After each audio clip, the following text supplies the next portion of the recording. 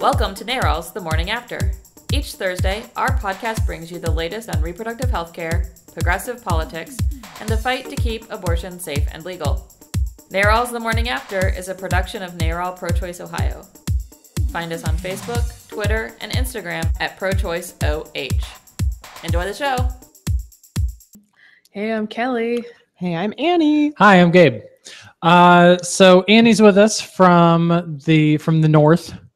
Where it's cold and the wind is rough and howling. And right. This is not a Game of Thrones podcast. Let's move. Come on.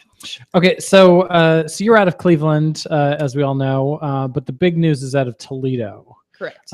We've got an ongoing campaign. It's been going on since you and I started this job, basically. Yeah, and before. Yeah. To protect capital care. Can you tell us about capital care? Yes, I can.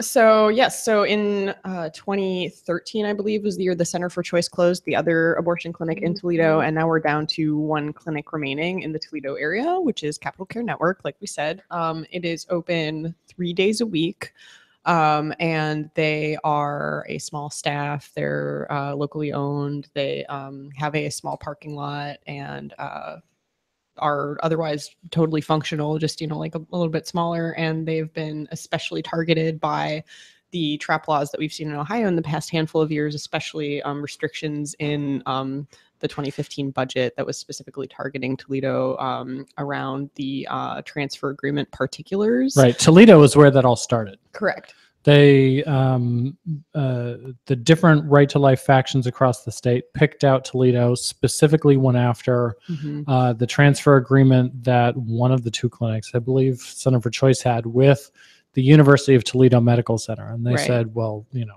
this public institution is helping keep the doors open at Center for Choice. And so that's where all of these transfer agreement shenanigans started. Yeah. They specifically were swift to ban the ability of a public hospital to sign the transfer agreement, and then relegated only to a private hospital as a hospital that could qualify to sign this meaningless piece of paper. So in Toledo, you've got mostly Catholic hospitals, almost entirely, except for ProMedica, which is basically the western half of the state. Right. It's all one chain. Mercy Health Partners is what it's known by. Right. If you're an Ohioan from that western half, your local hospital is almost certainly a Catholic one, just like half of the city of Toledo. Right. Or ProMedica, as we'll talk about. Right. So was it originally like that? I'm sorry, I just don't know that much about it, so I'm gonna ask questions. No, please. Yeah, please do. So it was originally that they had it with the University of Toledo, and then they had to go across state lines. Well, and then it was they redefined what local was. It was the Center for Choice, I believe, was the one that had the UT transfer agreement, and then Capital Cares had theirs with the University of Michigan for a little while now, and so that was when the 2015 budget specifically decided to target that distance between the University of Michigan and the Toledo clinic, which is about 52 miles. That's right. But now, since the 2015 budget, the private hospital qualification has also added an additional loophole, which is that it must be within a 30-mile radius, and that's part of the specific targeting of Toledo that Gabe mentioned. So right, yeah. So even though University of Michigan, I believe, is a public hospital, the transfer agreement, the rule didn't say you couldn't get one with a public hospital. It said that public hospitals could not enter into one. Right. So that's why Capital Care had this agreement with University of Michigan in Ann Arbor. And they stayed open for many months. I don't know how long it was, but it was over half a year, I think, when this transfer agreement with Michigan was in place. And that really demonstrates how completely worthless these transfer agreements are. The people who sponsor them or sponsored this idea as an amendment into the budget to create the rule, they said that this is about patient safety and we need to protect the patients and put in place this transfer agreement rule. Well, if you can go, you can go to any emergency room and get care. Like they're not going to turn you away because you had an abortion. Like that's right. Like, that like violates the Hippocratic Oath of like do no harm. Like if you were turning away somebody for their like because they need care and it happened to be an abortion, then you're just not doing your job right. Right. If you have a medical emergency and somebody calls 911 and they say, okay, we're going to the hospital, your hospital is chosen by the ambulance driver. Yeah. You know, it's not by some transfer agreement. It doesn't matter if it's 5, 10, 30 miles away. They could have had a transfer agreement with the University of California, you know, and UCLA Medical Center. Right. It's still a situation where in the event of an emergency, which is not that common, somebody calls 911, the ambulance comes, and then you go to whichever hospital they can drive to the fastest. Right. That's the entire consideration. So the situation between Toledo and Ann Arbor demonstrates that this little piece of paper, this permission slip to keep the abortion facility open, did not in any way improve patient care. Right. It was just a bureaucratic piece of, red tape. Exactly. Yeah. And that's what we're looking at now is, trying to let people know en masse that that's what's going on. It's a grand ruse, essentially, to try and indicate that this has anything to do with patient safety and health, because it's just really, like we said, a trap law, trapping capital care into having to forcibly close. So here we are still fighting for, a transfer agreement that the state will recognize and honor. Right. So Capital Care, we were sort of speaking on their behalf when we opposed these budget amendments, led the charge in terms of lobbying against them. Because the state of Ohio is incredibly Republican, there was pretty much nothing that could have, anybody could have done to stop that from being added to the budget. Sure. Since then, the fight goes from the state house to the courthouse. They've been challenging this because the state moved to close them once. Capital Care has won at least one, maybe more. I can't remember, honestly.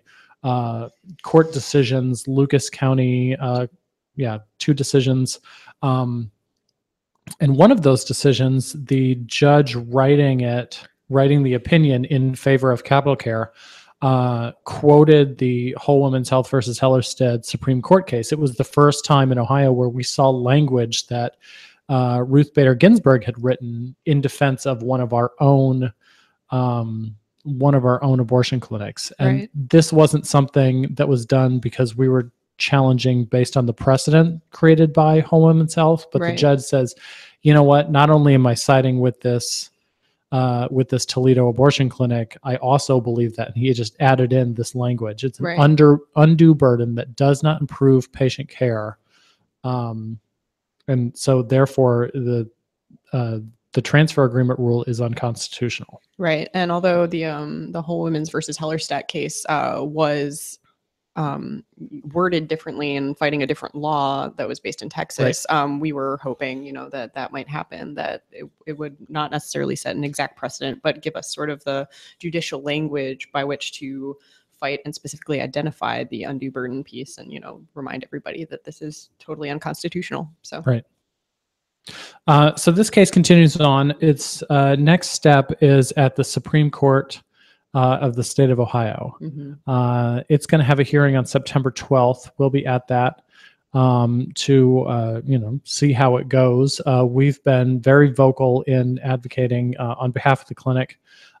We also worked with Progress Ohio to lead a campaign to try and get Ohio State Supreme Court Justice Sharon Kennedy to recuse herself from that after she participated in a fundraiser for Greater Toledo Right to Life. Right.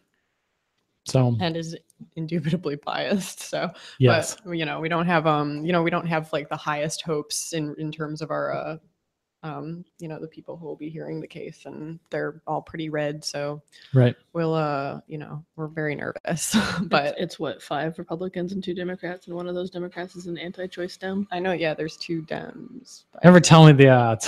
Yeah, right. Sorry. Oops. Forget we said that. No, yeah, it's it doesn't look great. No. But that brings us to the ProMedica piece, kind of, because Yes. I don't know that we talked about that, to catch everyone up for those who may not be super familiar with what's been going on as part of our, proactive campaign to actually secure a transfer agreement, which is that ProMedica now, since we've had these two different budgets that rolled out and further restricted who could sign in and enter into a transfer agreement, rather, ProMedica is the only option now. And when people from out of town ask me, like, what's ProMedica? Like, what are you doing with this ProMedica stuff? And I explain, like, they're like the Cleveland Clinic of Toledo, and they employ half the city and have a mixed board membership of people who are some of them are pro-choice, some of them are staunchly anti-choice and religiously motivated people. Right. And they, for the whole time I've been working at this job, have been saying, oh, we don't want to pick sides, we don't want to sign this agreement. By not signing an agreement, you have picked a side. Exactly. Right. That's exactly right. So we've been reminding them of that. We do, in my past couple of years, we've done direct action. We've done sort of behind the scenes action. We've been petitioning to Randy Ustra, the CEO of ProMedica, for, 2 years and some change now to try and actually amp up public pressure, because as a nonprofit, they are susceptible to their, what their public image says about them. So we've been trying to sort of shape that narrative a bit to remind people that, yes, they're, like the biggest healthcare provider in town, but they're also nefariously, remaining neutral right now in the, in the face of evil. So they're, aiding and abetting these extremists who are trying to cut off all care for one particular part of medical care. And wouldn't you, as like the bringer of, the most comprehensive medical care that you can get in Toledo, want to be able to, ensure continued medical care? We've been trying to use sort of like the logical side, but also just like the, hey, we're here and we're not going away. Here's this banner dropped right by the ProMedica campus. We've done like light up signs at night to try and get people to, know what's going on, maybe ask some questions about what's going on, and informing people of, every aspect of this, this sort of like saga as it unfolds and how they can maybe get more active. And so we're going to continue that. So it sounds like they are under the impression that there's no negative consequences from them holding a neutral stance, and we're here to say, actually, correct. Yeah. Right. There's no neutral stance, and even though this fight kind of feels like us versus ProMedica, I think you can make a really legitimate argument that they're not the bad guys in this. They provide great healthcare for people all across Toledo. We're just asking them to continue that, and not forcing another business to close their doors. They're not the bad guys. They certainly didn't ask to be put in this situation. We're not the ones, the clinic nor NARAL is not the ones putting them in the situation. John Kasich decided years ago that ProMedica was going to be in this position, and Kasich's the bad guy here. Shock, because he was the one who approved this rule. Right. And you could see plain as day, if you're going to force a clinic to find a locally situated, privately owned hospital to sign a transfer agreement, that's going to put the onus on them. And so he was shoving them in the middle. And, ProMedica, if they have a beef here, needs to take it up with John Kasich, who created this entire situation. But yes, just like what Kelley said, there is no neutral. Kasich destroyed neutrality in this, and he's forcing them to take a side. And so we're saying, hey, you're already serving, the women of Toledo through your hospitals. Right. You need to continue that service by signing this. Especially when it costs nothing. Right. Costs no money. Yes. It would have no other implication other than, like being the meaningless piece of paper that it is that somehow they're not obligated to like take on new patients or do anything. They don't have to pay for anybody's care. Yeah. And as expansive as they are, I don't imagine it's going to hurt their business to have an affiliation with an abortion clinic. Right. Right. You know, Absolutely. Yeah, Um, 10 plus counties now have ProMedica as their main care provider in Northwest Ohio. They won't be so- having to sign this transfer agreement. at all. right. You know, and the other factor is that this transfer agreement, this isn't like, you know, their ProMedica, if they would sign this, isn't the thing that keeps the clinic open. You know, the thing that keeps the clinic open is that it meets all of the requirements from the Ohio Department of Health to operate as a safe and legal abortion clinic. That it, you know, maintains the business standards to serve patients and pay their own bills, to literally keep the lights on. There are so many things that Capital Care has to do as a for-profit doctor's office, and B, as an abortion clinic in the state of Ohio. Those are the things that they do to keep the doors open. Right. And they are, relentlessly hunted by the Ohio Department of Health, who are always looking for them to mess up, Right. You know, ProMedica signing this thing just basically says, okay, Capital Care, if you want to stay open, it's on you. You need to continue doing all of those things. Sure. Signing the transfer agreement really removes ProMedica from the situation, because then they're done. They're just like, okay, we signed this, we're stepping out. You know, this is now back between the clinic and K6 people, Right. who will continue to try and shut them down. And we're going to continue to try and defend them. So the latest thing that we've done in Toledo is put up a new billboard. Have you seen the billboard? Seen a picture of it? How's it look? I haven't been back to Toledo yet to see the billboard, but I am planning on driving by tomorrow to look at it and take photos because it's so beautiful. Yeah. So at Capital Care, sort of separate from the transfer agreement business, we've noticed that they have a huge harassment problem from, like protesters and people who, want to tell women their business. And it's particularly nefarious over there. Like, these are really Very bold, aggressive types of like really toxic, folks who show up and try and make, like they knock on the windows, which would be terrifying if I were trying to go get medical care, like if somebody was knocking on my window being like, hey, go to hell. And they have like a sort of independently run escort program through a volunteer that we've been working with. They've got some phenomenal. rock star volunteers up there. So fantastic. Yeah. Toledo, Pro-Choice Toledo has really taken to task this whole campaign. So I have endless respect for the people who live there and are part of this campaign. But so they noticed that, everybody's dealing with horrible harassment. Which pro-life entity bought the lot or leased the lot next door to Capital Care. They've been leasing it for a while, and the billboard to advertise a crisis pregnancy center, which is a fake abortion clinic. Yeah, it's I mean, this is the height of obnoxiousness. They basically own half the driveway to the clinic. Right. And so if anyone pro-choice or who needs an abortion is parking there, they'll have them towed. They'll just make it so easy to legally fill the space with antis, and then not have any legal repercussions because they're, renting, leasing. And then they'll have the ultrasound bus come and like park there and try and swindle people out of their abortion appointments and, into this bus.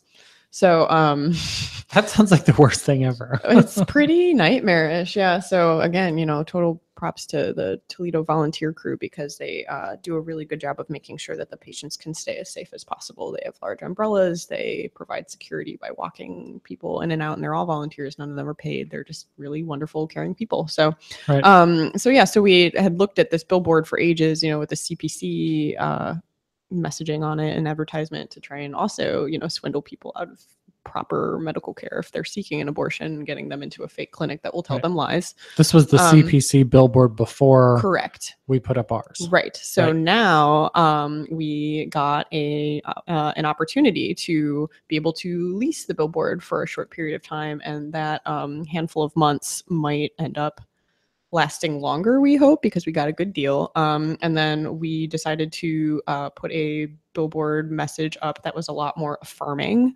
and specifically targeted the harassment that these patients at Capital Care are facing by just accessing normal medical care. So I don't know if you if there's a photo of it up on the website or anything, but if people go to NARAL Pro-Choice Ohio.com, that's our blog.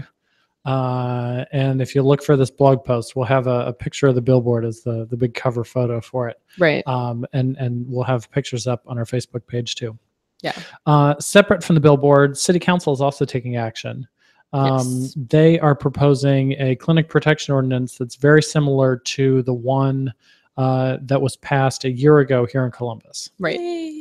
Right. That was such a good week because we had the Holmans versus Hellerstedt ruling, and then the following week we got the ordinance passed, and it was a rare series of victories for our side. So yes, it was nice. Yeah. So now we do indeed have precedent for a local ordinance protection, which would essentially create a buffer zone around the clinic that is designed to provide safety by eliminating the legality of, harassment and protesters who are particularly harmful to be, within a certain amount of feet of the clinic. So we'll be listening in to see how they vote, and hopefully the hard work of our our activists will have paid off, because I think it would be a huge help when there's, because Capitol Care has this tiny parking lot outside of the building, and then it's right on the sidewalk. So anyone who's like walking up and down the street has really easy access to the building if they want to go and make a fuss.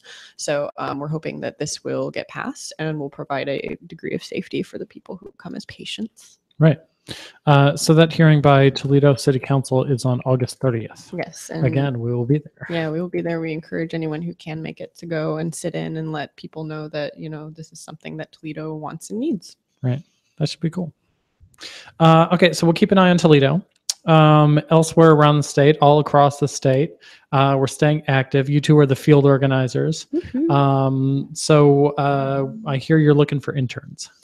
Yeah, there's a whole slew of internships that are up on our website that people can apply for. You can be a development intern, so that will be focused on fundraising. You can be a field intern, so you'd be in the field with me and Annie doing stuff. Learning about outreach, how to, have sort of like cold conversations with people to connect with other pro-choice Ohioans. We're absolutely a majority.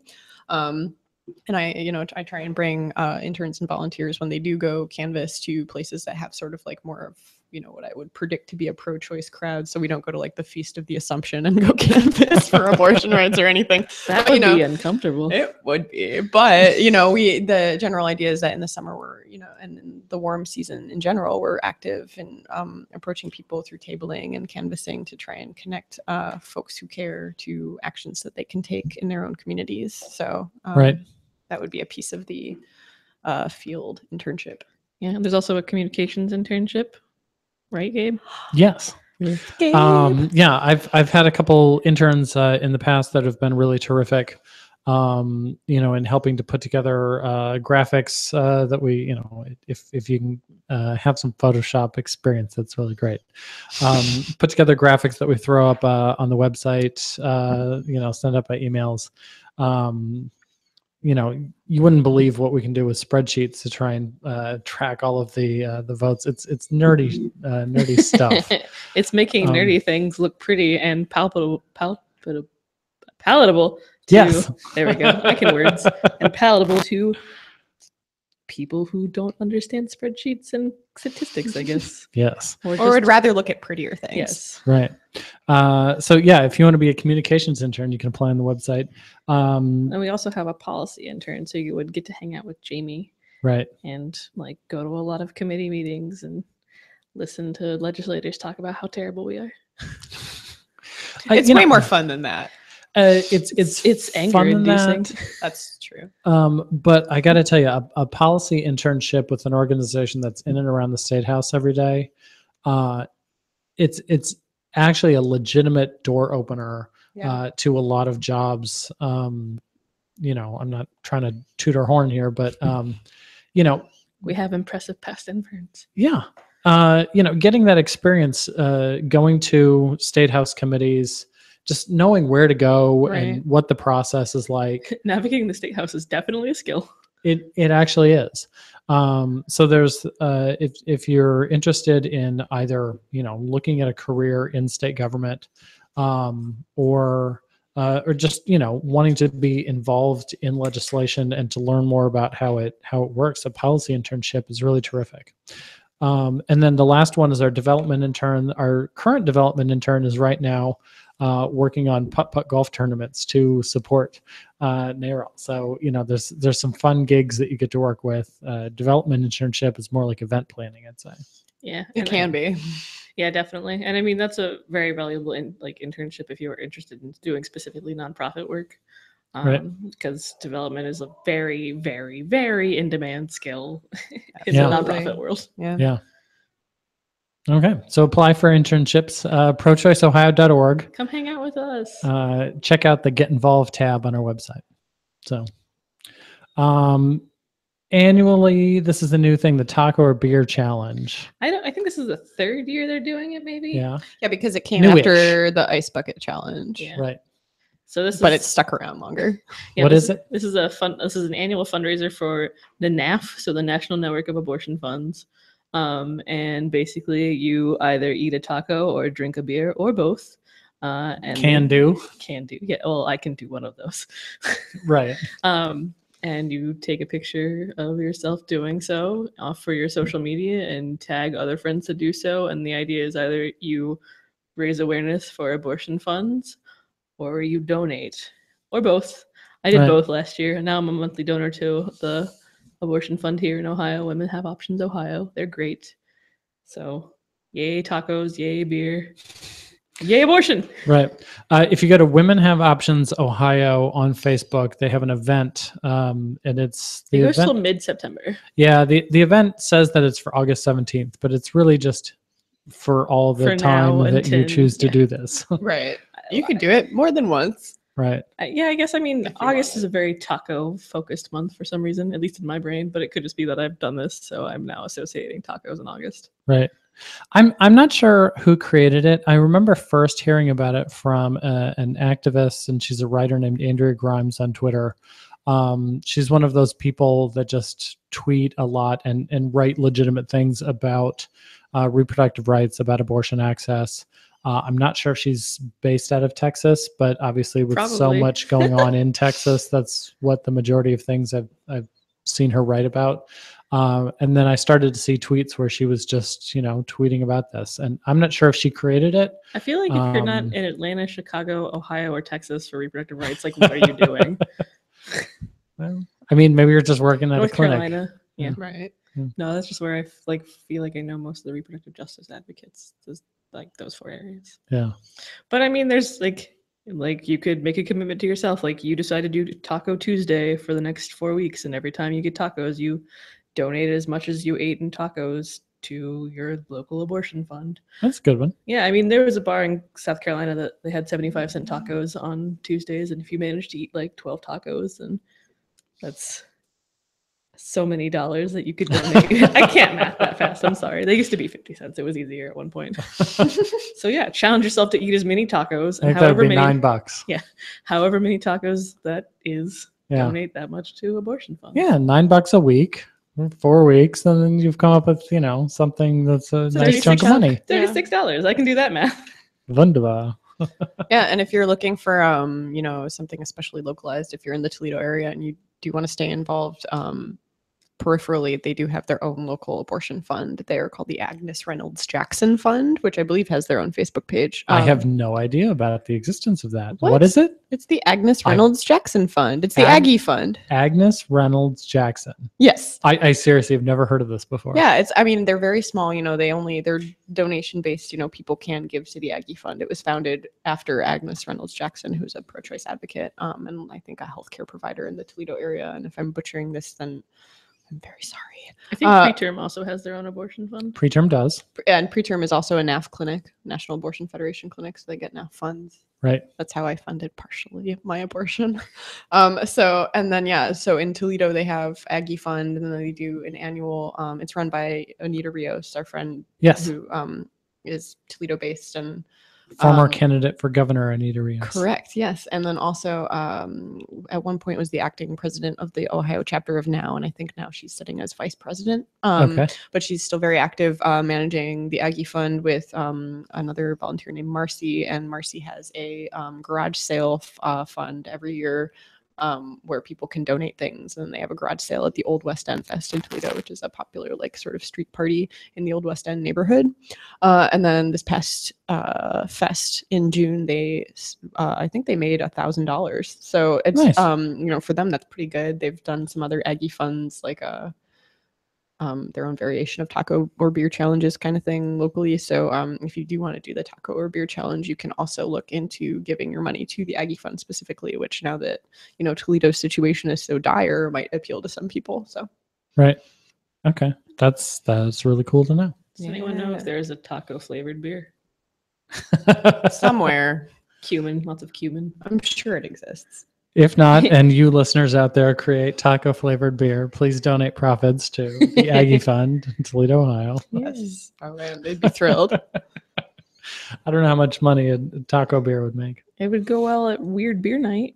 Yeah. Hipsters will get into anything at least once.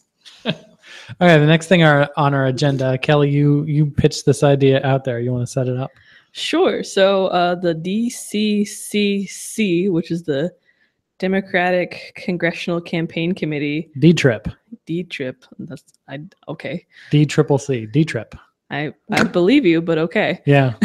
We'll see if it catches. Sorry, please continue. The chairman of the D-Trip has stated that they will have no litmus test for candidates on abortion, which is to say that they will not withhold any financial support of pro-life Democrats for some reason. Right. And we can't alienate all of our centrist allies, apparently. Educate them. We can. I mean, and just to, for people who don't know, the D-Trip, I hate this, is not the DNC or the DSCC. These are three different organizations. The DNC is the Democratic National Committee. Yes. And that is headed by Tom Perez, who has not agreed to this lack of litmus test. The D-Trip focuses solely on House congressional races. So, the part of the legislature nationally that has way more people than the Senate, because the Senate only has 100, and the House has more. Well, 400 something. And this is also or 70 something, yeah. So it is theoretically easier to get elected to the House than it is the Senate, and we're making it even easier by having no litmus test for Democrats on issues such as abortion. This is very frustrating because the House, at least in my experience and opinion, is a lot more willing to pass ridiculous bills than the Senate. So yes, by encouraging or necessarily not discouraging pro-life Democrats in the House, we may see some more problematic things coming up through those ranks. Right. Yeah. My problem with this is that saying that they will provide funds to anti-abortion Democrats, when they explain their reasoning, so much of it's well, that person's going to vote for who we want for Speaker of the House, and it's going to help us maintain, a majority should we win that. But the implication there is that this anti-abortion Democrat will then vote against what we want. Well, vote against or what? But in real life, they're not going to be neutral. No. And we saw that here in Ohio with Bill Patman, who's a Democrat out of Cleveland. And not only did he vote for defunding Planned Parenthood last time, he sponsored the bill. Yes. Yep. Some of these people are really horrible. Yeah, definitely. The gall. Yeah. I mean, there are some candidates that people want to work with because they are moderate on abortion or have some anti-choice policies, but not all anti-choice policies. And I'm not about that life. Right. Yeah, and we've seen good examples of Tim Ryan and Tim Kaine, people who were raised Catholic, and they personally came up pro-life, but not yeah politically. And they said, well, I am going to be a pro-choice candidate and support women's access to this, even though it's not something that I plan on doing. Right. It's no shit, guys. Yeah. How many abortions will you personally have, right, Mr. Kaine? Right. So, but they have made a public pledge to vote to support women and access to abortion. Yeah. And so there's a model there for people to adhere to. This is, kind of saying, no, that's not good enough. D-Trip is essentially saying, we don't really need women that badly. Right. So it is infuriating. It's a bad look. Yes. So, and it's creating this this division within the party, Which we didn't need. No, not at all. Like we already had a few going on, I think. So. Right. And then I think after the division is formed, then there's, well, who's to blame for this division, as if it's somehow just the women who need health care. Right. No, they're not the ones to blame. They just need health care. Yeah, the DNC platform is not going to be compromising on abortion. Like Right. That's not what's happening here. It's D-Trip saying, just because you don't believe in our own platform doesn't mean we won't give you money, which, what the heck? Right. Right. And the other side of it is, imagine if there was some Democrat who stepped up and says, well, I don't believe in unions, but I still want to be a Democrat. You mean like this weird West Virginia governor that has decided to go back to the Republican Party after winning as a Democrat? Right. I wonder if that'll happen more. Yeah. It's... I can get money and win in a Democratic area because I have a D next to my name and my voters don't know any better. Right. D-Trip wouldn't hand money to people that they knew was going to just turn around and stab them in the back. Why would they do that if, they're going to stab women in the uterus? I don't know. It's real. Well, what's the female equivalent of stabbing somebody in the back? Obviously, I also have a back, Obviously. Gabriel. Yeah. I mean, you know what I mean. You tried. I tried. I do oppose the stance that D-Trip. You're not going to like that one. I don't like that. No. That's not how you acronym. well, plus it's so close to Marlena Dietrich, and I have positive associations with her. Yeah. So. Okay. Yeah. It's a little confusing because I'm my association. Game. Okay. Did you want to talk about Mad Lab? Sure. There's a local theater here in Columbus that I've been involved with in the past. Who they are opening their season this week with a show called Countertop, and it's counter/top, which I'm sure is something that will be explained in the play, I guess. Okay. But what's cool about their season this year is it is entirely women. All of the shows are written by women. All of the shows will be directed by women. They will be set and staged. Like the stage managing will be done by women. That's great. Yeah, so it's an entirely women focused season. And Mad Lab's interesting because it is a theater that only does original works. So you won't be seeing shows from like the 1890s that you don't care about because you don't understand the context in which they are written, which that's fair. And it is instead just like new and upcoming playwrights that happen to be women, and it's really exciting. That is. Yeah. So Countertop opens tonight, which is a Thursday for people who are listening tomorrow. And you can find out more and buy tickets at madlab.net. That's here in Columbus. And I just thought it was a cool thing and wanted to share. Okay. Mad Lab is on North 3rd Street downtown. So Yep. People can check that out. They're like near an auto zone or something. Okay. So let's finish it out. Let's get it on. Upcoming events. There's so many things. There are so many things. The first one on our calendar is a preterm event, August 14th, Religion plus Abortion. It's not the first one. The first one's Galvanize Ohio this weekend. Yeah. Oh, sorry. Never mind.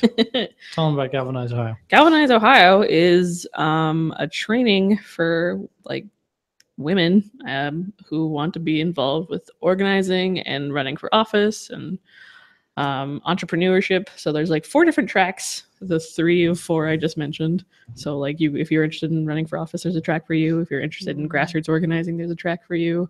If you're interested in entrepreneurship, there's a track for you. And then there's one that I've forgotten because it was not relevant to me. I'm sorry. But Annie and I will be there. I will be there all weekend. So Saturday and Sunday, come see my very, very pregnant self.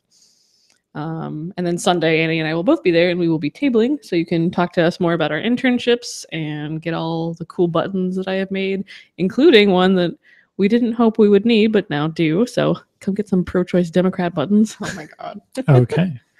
And if you're an elusive elephant in the room, we got those for you too. Okay. That sounds cool. The next event on the calendar is Religion Plus Abortion and Preterm. It's August 14th. Check out 23rd and 24th. Oh wait, no, I'm sorry, I mixed the two. He's up. talking about a different one. Yeah. There's a few. But if you go to Preterm, their Facebook page, check out their events tab. They'll have all the information there. On August 19th, there's a Run to Win training for women who are interested in running for office or people who want to support them. Yeah, that is through Emily's list. And I think that's here in Columbus. Yes. I think it's maybe at ODP. It's it's like the Ohio Women's Caucus. There's a lot of, basically, if you're interested in running for office, there's a lot of things coming up in the next month. Right.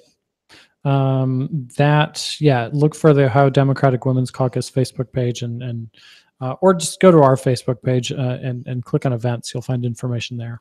August 22nd is the August Repro Health Happy Hour. Yeah, we actually just put a post about that on our blog that I wrote. And it's about their monthly happy hour where you can drink and hang out with people who share the similar values to you and relax and then like get whipped into shape to do some volunteering at the end, because that's what we usually talk about is volunteering. Nice. It's at Growl in Clintonville. Okay. August 23rd, Willie Parker's coming to your neck of the woods, Annie. Yeah. To preterm again. No, he I think he'll be speaking at the says Church of the Covenant. Yeah. Which is where I saw Angela Davis also.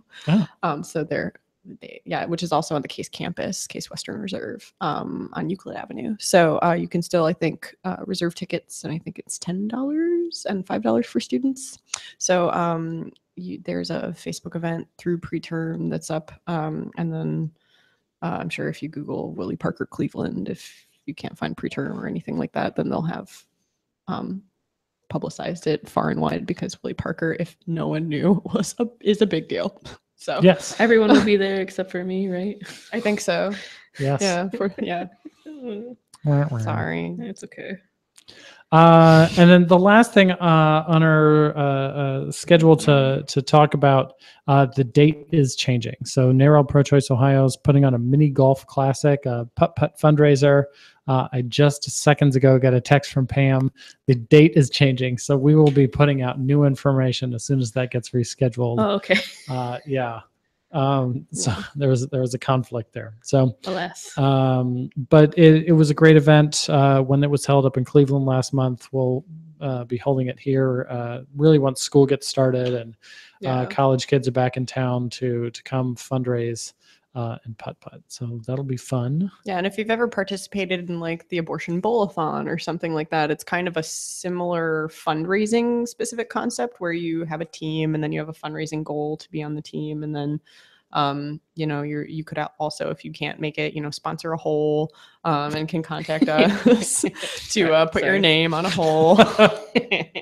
Like, you okay over there? I think Rachel's in Cleveland was the Holy Grail hole. So there's, lots of punny opportunities for you. And then, you could have a team that's as big as you want to make it. And then you raise some money to go to NARAL and fighting for abortion access. And then you're also required to wear lots of Argyle. Oh, well, I mean, technically you're not required. I just did that because I like to do costumes. So I dressed up as a wasp. So we will be doing putt-putt on teams. If you need help finding a team, you can contact us. And the event is child friendly. Yes, it is. Yeah. I don't know if the Columbus one will be dry. I don't think so. No, it's in the evening. Okay. So yeah. So there can be booze and family fun at the same time. Yes. So it's that kind of concept in fundraising. So if you want to start a team, you don't have to wait for us to publish the exact date. You can start fundraising now and ask your family and friends to put a couple bucks towards securing abortion access for Ohioans. Yep. Links in the show notes. Check out a Facebook page. Look at the events tab. All this fun stuff is there. Whether the date is correct or not. So no, we'll be putting out the accurate information with the new date very soon. So sometime at the end of September-ish. Yeah. Okay. And then we'll see everybody back here next week. Woohoo. Bye. Bye.